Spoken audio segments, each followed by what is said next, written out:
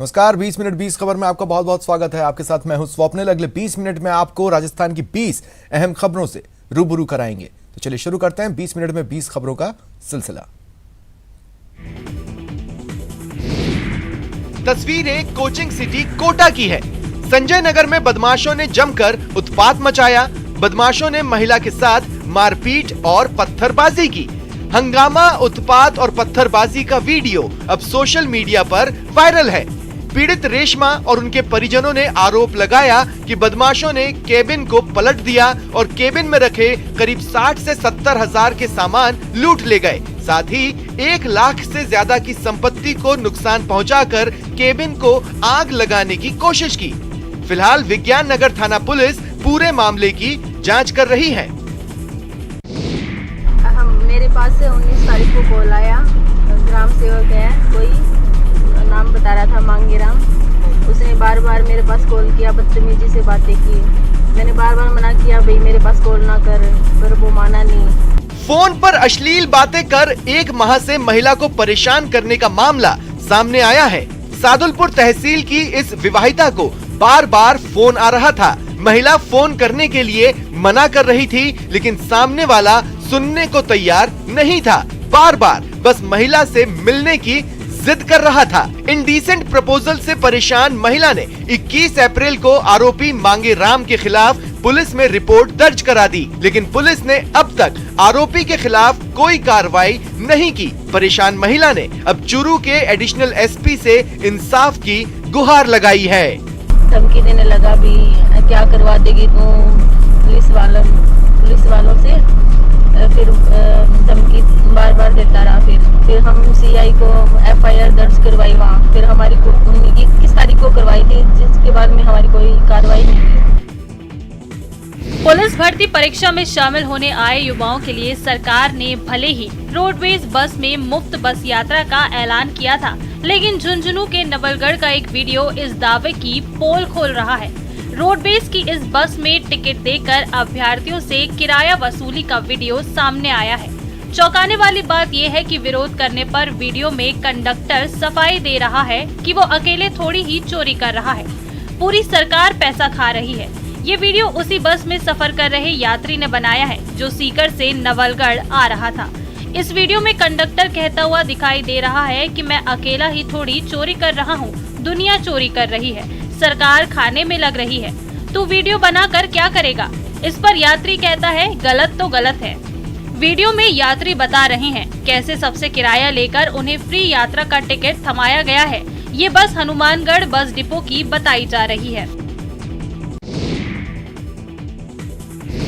राज्य सरकार ने प्रदेश भर में भले ही रात 8 बजे के बाद शराब बिक्री पर रोक लगा रखी हो, लेकिन धर्मनगरी राजसमंद में सरेआम इन नियमों की धज्जियां उड़ाई जा रही है। न्यूज 18 राजस्थान की टीम ने जब रात को शहर की प्रमुख अंग्रेजी और देसी शराब की दुकानों के बाहर जाकर पड़ताल की, तो चौंकाने वाला नजारा देखने को मिला। आगे की कहानी तस्वीरें बयां कर रही है। यकीन नहीं हो रहा ना, हो भी कैसे। राजस्थान सरकार ने प्रदेश में शराब की बिक्री के लिए सुबह 10 बजे से शाम 8 बजे तक का समय निर्धारित कर रखा है, लेकिन ऐसा लगता है कि राजसमंद जिले में राज्य सरकार के नियम लागू नहीं होते। शहर में चिकित्सा और परिवहन जैसी सुविधाएं भले ही नहीं हो, लेकिन हर 50 मीटर की दूरी पर आपको आधी रात को भी शराब जरूर मिल जाएगी। बस आपको कीमत थोड़ी ज्यादा चुकानी होगी। दुकानदार शराब की दुकानों का शटर रात 8 बजे के बाद नीचे करके धंधा बदस्तूर जारी रखते हैं। यह हाल तब है जब 50 किलोमीटर दूर प्रदेश की सरकार बैठी है और कई मंत्री और नेता इस वक्त राजसमंद जिले की सीमा पर हैं। नागौर के मकराना में एंटी करप्शन ब्यूरो सीकर की टीम ने उपखंड कार्यालय के वरिष्ठ सहायक नंद सिंह को भूमि रिकॉर्ड दुरुस्तीकरण के एवज में 30,000 रुपए की रिश्वत लेते गिरफ्तार किया है। उससे रिश्वत की रकम बरामद कर ली गई है। जानकारी के अनुसार आरोपी ने 90,000 रुपए की रिश्वत मांगी थी, जिस पर 50,000 रुपए में सौदा तय हुआ। एसीबी सीकर के डीएसपी जाकिर अख्तर ने एक दिन पहले गुरुवार को नंद सिंह को परिवादी पृथ्वीपाल सिंह से 20,000 रुपए दिलवाकर सत्यापन किया। बाकी रकम शुक्रवार दोपहर करीब 1:20 बजे देते समय रंगे हाथ गिरफ्तार कर लिया। मकराना के धीजपुरा गांव निवासी परिवादी पृथ्वीपाल ने एसीबी सीकर को शिकायत दी कि भूमि रिकॉर्ड शुद्धिकरण के मामले में परिवादी के पक्ष में फैसला करवाने के एवज में मकराना उपखंड कार्यालय का वरिष्ठ सहायक नंद सिंह 50,000 रुपए मांग कर परेशान कर रहा है। इस पर ब्यूरो के महानिदेशक भगवान लाल सोनी के निर्देश पर एसीबी के जोधपुर उप महानिरीक्षक विष्णुकांत के सुपरविजन में डीएसपी जाकिर अख्तर ने कार्रवाई की। प्रदेश में पिछले कुछ महीनों से बिगड़ रही कानून व्यवस्था को लेकर आमजन से लेकर सभी वर्गों में आक्रोश है। राजस्थान के करौली जिले से शुरू हुए सांप्रदायिक तनाव आगे बढ़कर अलवर के राजगढ़ में पहुंचा, तो वहीं जोधपुर और फिर भीलवाड़ा में भी सांप्रदायिक तनाव देखने को मिला। अब श्रीगंगानगर के पड़ोसी जिले हनुमानगढ़ में भी सांप्रदायिक तनाव है। सांप्रदायिक तनाव को लेकर जहां भारतीय जनता पार्टी सरकार पर वर्ग विशेष के तुष्टीकरण सहित इंटेलिजेंस फेलियर के आरोप लगा रही है, तो वहीं दूसरी ओर आम जनता सरकार को कसूरवार ठहरा रही है। मैं अगर श्री गंगानगर की कानून व्यवस्था की बात करूं तो मैं 3P और 1M पे चलूंगा। 3P का मतलब है पब्लिक, पुलिस और पॉलिटिशियन। अगर हम लोग पब्लिक की बात करें, क्योंकि मैं रिप्रेजेंट करता हूं पब्लिक को भी, तो उनका ये कहना है कि आम जन से किसी से बात करो, उसका ये कहना है कि गोविंद जी कब कहाँ क्या हो जाए किसी को कुछ नहीं पता। अगर हम पुलिस की दृष्टि से बात करें तो पुलिस जो है अपराधियों को अपराध होने के बाद पकड़ तो लेती है। राज्य सरकार की ओर से खोले गए अंग्रेजी माध्यम के स्कूलों में एडमिशन के लिए लोगों का जबरदस्त रुझान देखने को मिल रहा है। लोग इन अंग्रेजी माध्यम स्कूलों में अपने बच्चों को पढ़ाना चाहते हैं ताकि लाखों रुपए खर्च किए बिना ही उनके बच्चों को भी वैसी ही शिक्षा मिल जाए जो कॉन्वेंट स्कूलों में या फिर केंद्रीय विद्यालयों में मिलती है। हालांकि स्कूल कम है और एडमिशन के लिए सीट भी काफी कम है, इसके बावजूद लोगों का क्रेज कम नहीं हो रहा। राजधानी जयपुर में एक सीट के लिए 10 गुना से लेकर 30 गुना तक आवेदन आए थे। ज्यादा आवेदन और कम सीट की वजह से जिला शिक्षा अधिकारी की मौजूदगी में लॉटरी निकाली गई। 7th में मेरे भाई का है सेकंड। ठीक है, आपको लगता है होगा? अगर बाई चांस नहीं भी होता है, सरकार से क्या कहेंगे गवर्नमेंट से कि सीटें बढ़ाइए, हम भी इंग्लिश मीडियम में पढ़ना चाहते हैं। उसका ट्राई किया है, 2 साल से हुआ नहीं, इस बार होना चाहिए। सेकंड में मेरे भाई का, मेरा 7th में हुआ है, उसका एक बार होना चाहिए 2 साल। आजकल तेज गर्मी और लू का प्रकोप काफी बढ़ गया है। ऐसे में नवजात शिशु और बच्चों को विशेष देखभाल की आवश्यकता होती है। बच्चों की रोग प्रतिरोधक क्षमता कम होती है और पाचन तंत्र कमजोर होता है, इसलिए वो बढ़े हुए तापमान में ज्यादा बीमार पड़ते हैं। तस्वीरें अलवर की हैं। लगातार गर्मी के कारण जनजीवन अस्त व्यस्त हो गया है। भीषण गर्मी ने बच्चों का तो जीना मुहाल कर दिया है। गर्मी के कारण बच्चे डिहाइड्रेशन का शिकार हो रहे हैं। शहर के राजकीय गीतानंद शिशु अस्पताल में मरीजों की संख्या बढ़कर 2 गुनी हो गई है। हालत ये है कि वार्डों में बेड कम पड़ने लग गए हैं और एक बेड पर 2 से 3 मरीजों का इलाज चल रहा है। डॉक्टर महेश शर्मा ने लोगों से अपने बच्चों को गर्मी से बचाने की अपील की है। उन्होंने कहा कि बच्चों को बराबर पानी पिलाते रहें और बाजार की चीजें बिल्कुल न खिलाएं। वातावरण में गर्मी ज़्यादा है, तापमान ज़्यादा है, तो ज़्यादातर बच्चे तेज़ बुखार करके आते हैं, जिसमें उनके साथ साथ उल्टी, पेट दर्द, कई बार दस्त भी होते हैं। लोहार को आपने आग से लोहा पिघलाते देखा होगा, लेकिन राजस्थान में गर्मी इतनी ज्यादा है कि लोहा अपने आप पिघल रहा है। जी हाँ, हम बात कर रहे हैं रेल की पटरियों की। राजस्थान के कुछ हिस्सों का तापमान 47 डिग्री को पार करने पर आमादा है और ऐसे में उत्तर पश्चिम रेलवे ने पटरियों की निगरानी बढ़ा दी है। तीव्र गर्मी के मौसम को देखते हुए उत्तर पश्चिम रेलवे का इंजीनियरिंग विभाग पूर्ण रूप से मुस्तैद है और हमारे जो ट्रैकमैन है जो कि इसकी निगरानी करते हैं वो पूरे चौकन्ने होकर के ट्रैक का परीक्षण कर रहे हैं और निगरानी रख रहे हैं कि कोई भी अनियमितता हो तो उसको तुरंत सतर्क करके रेल प्रशासन को अवगत कराया जाए। गुजरने वाली पटरियों की खास तौर पर निगरानी की जा रही है और ये किसी बड़ी रेल दुर्घटना को अंजाम दे सकते हैं। इसीलिए जगह जगह रेलवे ट्रैक का निरीक्षण करवाया जा रहा है ताकि कहीं पर कोई भी बदलाव अगर महसूस किया जाए तो उसकी सूचना हेडक्वार्टर को दी जाए ताकि उस रूट के ऊपर ट्रेन को जाने से रोका जा सके और उस ट्रैक को बदला जा सके।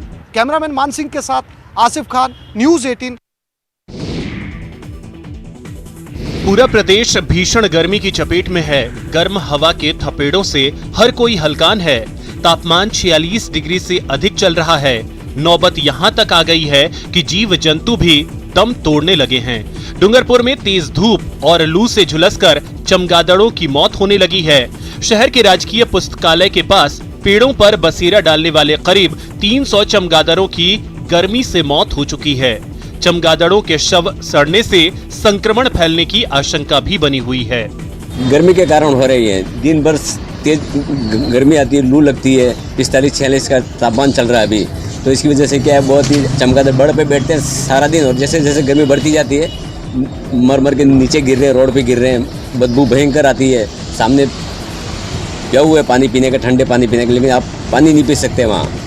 वन्य जीव विशेषज्ञों का मानना है कि गर्मियों में जब तापमान 45 डिग्री के पार जाने लगता है तो पेड़ों पर बसेरा डालने वाले चमगादड़ों की मौत होने लगती है, क्योंकि ये सुबह शाम ही पानी पीते हैं और दिन में पेड़ पर लटक कर आराम फरमाते हैं। थार में पारे के तेवर शुक्रवार को बरकरार रहे। बेरहम हो चुकी गर्मी कहर बनकर बरस रही है। बाड़मेर में शुक्रवार को मामूली कमी के साथ अधिकतम तापमान 47 डिग्री रिकॉर्ड किया गया। तेज धूप और लू के असर से जनजीवन प्रभावित हो रहा है। शनिवार को बाड़मेर के लिए ऑरेंज अलर्ट जारी किया गया। जी हां, बाड़मेर में आसमान से बरस रही आग की वजह से जनजीवन अस्त व्यस्त हो रहा है। गर्मी के कारण लोग लगातार बीमार हो रहे हैं। अचानक पारे में उछाल के साथ तेज गर्मी और शरीर में पानी की कमी से लोग डिहाइड्रेशन की जकड़ में आ रहे हैं। अस्पताल में हीट स्ट्रोक मरीजों के लिए इमरजेंसी में 10 दिन पहले से ही कोल्ड स्पंजिंग सहित सिम्टोमेटिक ट्रीटमेंट की व्यवस्था की गई है। अस्पताल अधीक्षक डॉक्टर BL मंसूरिया का कहना है कि अस्पताल में हाई ग्रेड फीवर के मरीज आने शुरू हो गए हैं। पारा और बढ़ने और लापरवाही बरतने पर मरीजों की संख्या में इजाफा हो सकता है। फैन है वो सब सही करा दिए हैं और आइस पैक रखे हुए हैं। कोई अगर हाइड्रेट फीवर आता है तो उसको कोल्ड स्पंजिंग देके जो एक बार टेम्परेचर नीचे लाने के कार्य की है वो करते हैं, और बाकी वार्ड में शिफ्ट करके जो आगे के कार्य करने तो वो कर लेते हैं। जंगल में आग लगने की घटनाएं तो कई सालों से सामने आती रही हैं, लेकिन राजस्थान में जंगलों के धधकने की घटनाएं सालों में पहली बार सामने आई हैं। गत माह सरिस्का में 90 घंटे से अधिक समय तक आग लगी रही। वन विभाग ने चैन की सांस भी नहीं ली थी कि इसके बाद कुंभलगढ़, सज्जनगढ़ और राजधानी जयपुर के वन क्षेत्र में आग लगने की घटनाएं सामने आ गई। इसके बाद सिरोही का नंबर आया। 15 दिन से माउंट आबू में जंगल धधक रहा है, लेकिन वन विभाग सिर्फ औपचारिकता निभा रहा है। राजस्थान का सबसे ऊंचा पर्वतीय पर्यटन स्थल पिछले कई दिनों से जल रहा है, जिसमें कई बेजुबानों के मरने की आशंका जताई जा रही है, लेकिन वन विभाग जानवरों के मरने की पुष्टि नहीं कर पा रहा। अब हवाओं का रुख बदल चुका है, जिससे आग जंगल में ऊपर की तरफ तेजी से फैल रही है। वन विभाग का दावा है कि अधिकतर हिस्सों में आग पर काबू पाया जा चुका है, लेकिन पर्यटकों का कहना है कि अभी भी कई इलाकों में आग लगी हुई है। धू-धू कर जलती वैन, तस्वीरें बारा की हैं। शहर के समीप अटरू रोड पर एक चलती वैन में अचानक आग लग गई। वैन में सवार 3 लोगों ने कूदकर अपनी जान बचाई। वैन में आग लगने से मौके पर अफरा तफरी का माहौल बन गया। वैन से आग की ऊंची ऊंची लपटें उठने लगी। सूचना के बाद मौके पर पहुंची फायर ब्रिगेड और आसपास के लोगों ने आग बुझाने की कोशिश की, लेकिन तब तक वैन पूरी तरह से जलकर खाक हो गई। मिली जानकारी के मुताबिक वैन सवार लोग 12 से अटरू किसी काम से जा रहे थे। इस दौरान बीच रास्ते में अचानक वैन में आग लग गई। देखते ही देखते वैन आग का गोला बन गई। राहत की बात ये रही कि वैन में सवार 3 लोगों ने कूदकर अपने आप को बचा लिया, जिससे बड़ा हादसा होने से टल गया। वहीं आग पर काबू पाने की पूरी कोशिश की गई थी, लेकिन इसमें सफलता नहीं मिली। वैन में CNG किट लगा हुआ था। ऐसे में तेज गर्मी के कारण CNG में शॉर्ट सर्किट से आग लगने की संभावना जताई जा रही है।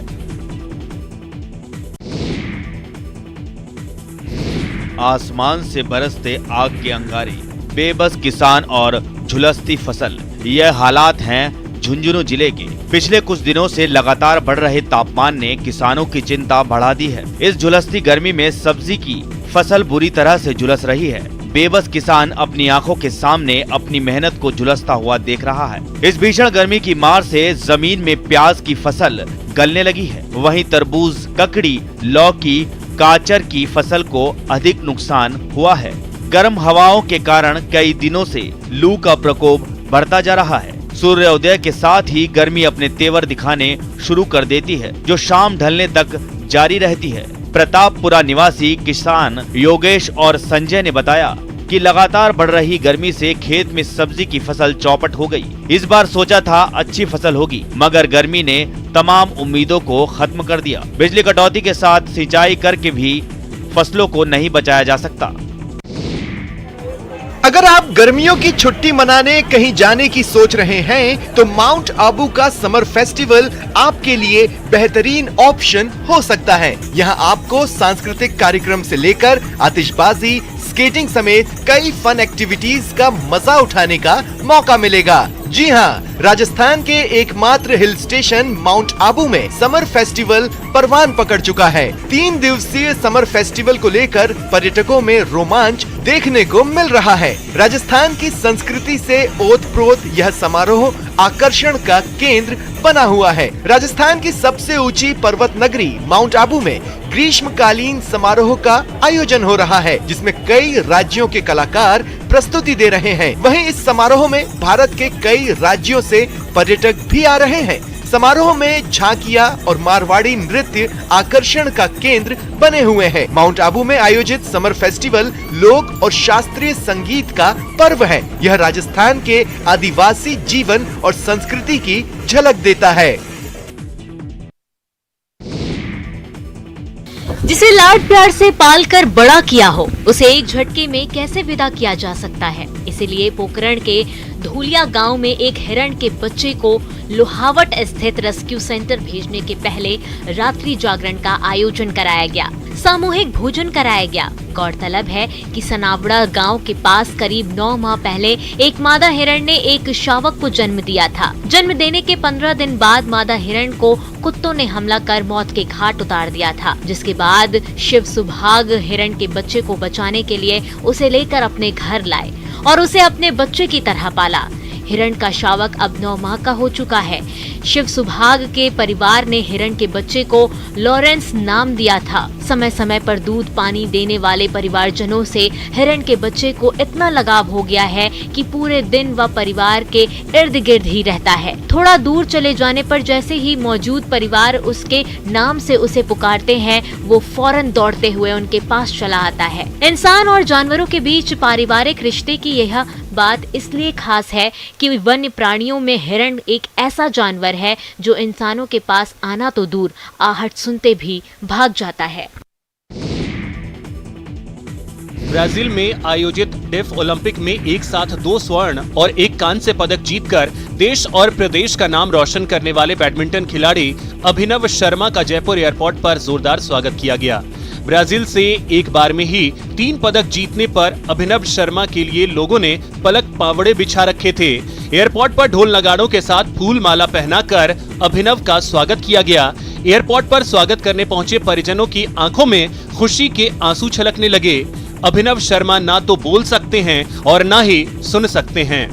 बचपन से ही जीवन में संघर्ष कर रहे अभिनव शर्मा ने आज दुनिया भर में न सिर्फ अपने माता पिता का नाम रोशन किया, बल्कि प्रदेश और देश का मान भी बढ़ाया। देखिए, अभिनव की उपलब्धि समाज के साथ ही देश और प्रदेश के लिए गर्व की बात है और सभी के लिए अभिमान की बात है। इन्होंने 2 मेडल, गोल्ड मेडल और 1 बेंच एक साथ एक ओलंपिक में जीते हैं। इस अवसर पर मैं मुख्यमंत्री अशोक गहलोत जी और खेल मंत्री अशोक चांदनी से निवेदन करूंगा कि इस कैटेगरी को, डीफ एंड डम वाली कैटेगरी को भी अन्य योजनाओं में शामिल करके और इनको भी जो लाभ अन्य खिलाड़ियों को दिया जाता है वही लाभ इनको भी दिया जाए। ARCP लिखी हेयर कट, लेकिन मकसद कुछ हटकर दिखाना नहीं बल्कि जनता को जगाना है। पूर्वी राजस्थान में गहराते पेयजल संकट से निजात पाने के लिए ARCP को राष्ट्रीय परियोजना घोषित करने की मांग जोर पकड़ती जा रही है। जनप्रतिनिधियों के साथ अब जनता भी ARCP के लिए आवाज मुखर कर रही है। ऐसी ही एक तस्वीर आपके टीवी स्क्रीन पर है। तस्वीरें बस्सी की है। भुरला निवासी 8 साल का मयंक ERCP लिखी हेयर कट कराकर सरकार तक अपनी मांग पहुंचाने का प्रयास कर रहा है। ERCP मैंने इसलिए लिखवाई है कि राजस्थान में चंबल का पानी लाया जाए। चंबल नहर परियोजना राजस्थान में चंबल नदी का पानी लाया जाए। जल हमारे जीवन में बहुत महत्वपूर्ण है। जल है तो कल है। कक्षा 3 में पढ़ने वाले 8 साल के मयंक के इस प्रयास ने सभी का ध्यान खींचा है और हर कोई इसकी सराहना कर रहा है। निरोगी राजस्थान का सपना पूरा हो, राजस्थान के प्रत्येक व्यक्ति की रोग प्रतिरोधक क्षमता बढ़े, इसी उद्देश्य को ध्यान में रखते हुए राजस्थान सरकार ने घर घर औषधि योजना शुरू की थी। इस योजना का इस बार दूसरा वर्ष है। ऐसे में इस बार बचे हुए सभी परिवारों को औषधीय पौधे वितरित किए जाएंगे। गत वर्ष शुरू हुई इस योजना में 50% परिवारों को कवर किया गया था। इस दौरान वन विभाग के माध्यम से 4 प्रकार के औषधीय पौधे घर घर पहुंचाए गए थे। इस बार बाकी बचे 50% परिवारों को औषधीय पौधे वितरित किए जाएंगे। दौसा जिले में इस योजना के द्वितीय चरण को लेकर वन विभाग पूरी तरह तैयारियों में जुटा हुआ है। घर घर औषधि योजना में इस बार जो फेज 2 है उसमें जो रिमेनिंग 50% फैमिलीज है उनको कवर करने का टारगेट है, जिसमें टोटल 1,45,601 फैमिलीज हैं। दौसा जिले की नर्सरी में औषधीय पौधे जैसे तुलसी, गिलोय, अश्वगंधा के पौधे तैयार किए जा रहे हैं। 8 पौधे प्रत्येक घर तक पहुंचाए जाएंगे। इसकी वन विभाग ने पूरी तैयारियां कर ली हैं। पिछले वर्ष 50% परिवारों को कवर किया गया था। ऐसे में इस बार बचे हुए 50% परिवारों को कवर किया जा रहा है। चित्तौड़गढ़ के सांवलिया सेठ के दर्शन के लिए नियमित रूप से कई बड़े बड़े लोग आते हैं, लेकिन सांवलिया सेठ के मंदिर प्रांगण का माहौल उस समय भक्तिपूर्ण हो गया जब 2 बड़े संत सांवलिया सेठ के दर्शन करने पहुंचे। भक्तों को भी सांवलिया सेठ के साथ साथ 2 महान संत विभूतियों के दर्शन का भी लाभ मिल गया। उत्तर प्रदेश के गिरनार मठ के मठाधीश और बागेश्वर गद्दी के पीठाधिपति श्री श्री 1008 बाबा बालवीर महाराज और श्री श्री 1008 दिगंबर संत खुशहाल भारतीय सांवलिया सेठ के मंदिर में दर्शन करने पहुंचे। सांवलिया सेठ के दर्शन करने के बाद बाबा बालवीर ने बताया कि उत्तर प्रदेश में योगी सरकार सामाजिक सामंजस्य स्थापित करने में सफल रही है। देश में जिस तरीके से अभी परिस्थितियाँ बन रही है उसका मुख्य कारण है हमारा अनुशासन है। मुझे लगता है कहीं ना कहीं अनुशासन के ऊपर हमारा नियंत्रण होना जरूरी है। रही बात योगी की तो यूपी में योगी जी का जो अनुशासन है बहुत प्रभावशाली है और चारों वर्गों के लिए, हिंदू, मुस्लिम, सिख, ईसाई कोई भी हो, आज देखने का कार्य चल रहा है। फिलहाल इतना ही। नमस्कार।